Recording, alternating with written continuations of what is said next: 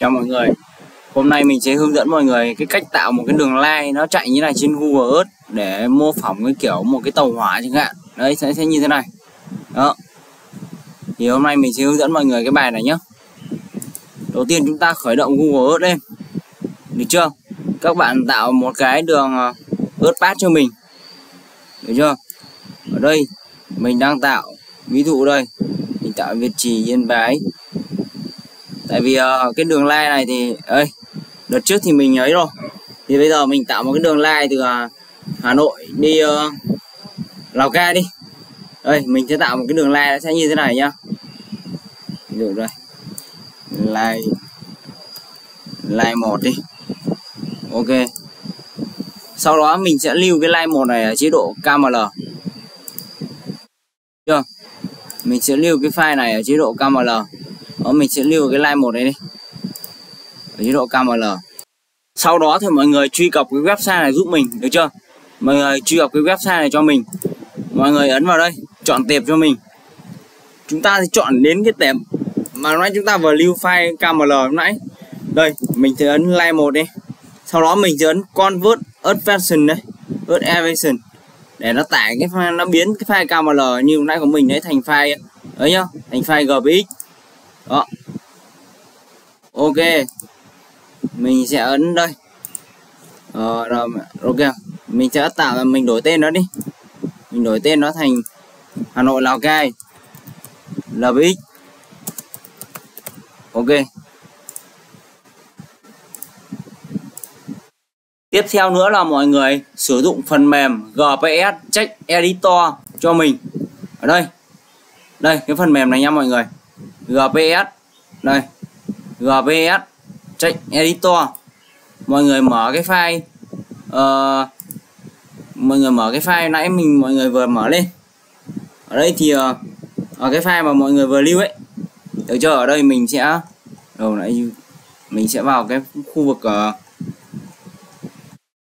YouTube ấn 2, mình sẽ GPX Hà Nội Lào Cai. Ở đây thì chúng ta có để mặc định đi là các thông số là 400 km/h. Đấy, đại loại là những cái này chúng ta có để ok đi. Sau khi đây nó sẽ hiện ra cho chúng ta như thế này, được chưa?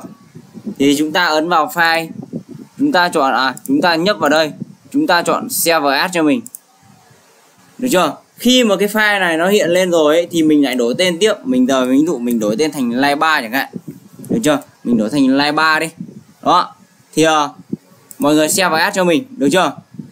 Sau đó vào Google Earth, mọi người ấn vào cái Open cho mình và mọi người chọn đến O file. Mọi người mở line 3 cho mình. Đó. Thì mọi người ấn OK cho mình. Đó, thì lập tức chúng ta sẽ có được một cái đường line như thế này nha mọi người. Đó. Khi đấy chúng ta sẽ có một cái đường line như này. Vâng, ở trong Google Earth ấy, chúng ta tìm đến cái track và chúng ta ấn vào Play Tour. Thì để cho Google Earth tạo cho chúng ta một cái video, một cái tour khi chúng ta đi như thế này. Đó. Đây. Đó, và bắt đầu đường line nó sẽ chạy như thế này. Tuy nhiên bây giờ mình muốn cắt ngắn cái đường line này như sau thì mình sẽ dùng như sau nha mọi người. Hoặc không thì mọi người cứ để nguyên như thế này thì có cái đường line nó sẽ xuất hiện dần như thế này thì công cũng được. Tuy nhiên các bạn muốn cắt ngắn nó thì các bạn làm như sau. Chúng ta sẽ lưu cái file video này lại, được chưa? Ví dụ ở đây mình lưu là tour 1 đi. Tour 1. Ok. Sau khi cái tour 1 này mình nhấp lên như này thì mình lại save as nó ở dạng KML. Đó, mình sẽ lưu nó ở dạng tour 1 như này, được chưa? Mọi người nhớ giúp mình là lưu ở cái tour 1 giúp mình, được chưa? Sau khi chúng ta có được như vậy rồi thì đây. Sau khi chúng ta có được cái file KML ấy rồi thì chúng ta lên cái website này. Cái website này thì các bạn phải mất phí một chút thì mới dùng được. Thì trên cái website này thì chúng ta sẽ ấn vào chức năng tải lên. Quên, chọn tệp. Và chúng ta sẽ chọn vào chức năng tour 1, được chưa? Sau đó mọi người sẽ ấn tải lên. Khi đấy nó bảo có giữ lại không thì chúng ta ấn giữ lại, được chưa? Đó, và khi đấy chúng ta sẽ có như này. Chúng ta ra đây chúng ta sẽ đổi tên cho nó là Hà Nội Lào Cai đi. Hà Nội Lào Cai 2. Hà Nội Lào Cai 2. được chưa? Khi đấy mình mở cái file này lên,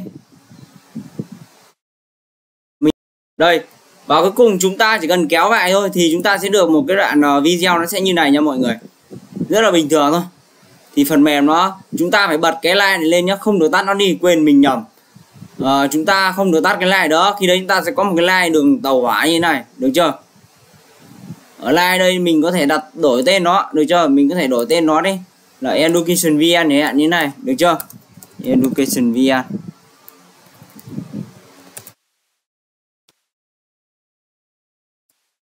Đó thì khi đấy thì mình sẽ đây, nó sẽ như này, mình tắt cái border này đi, mình như này, như thế này đấy, nó sẽ tạo ra một cái tàu hỏa như vậy.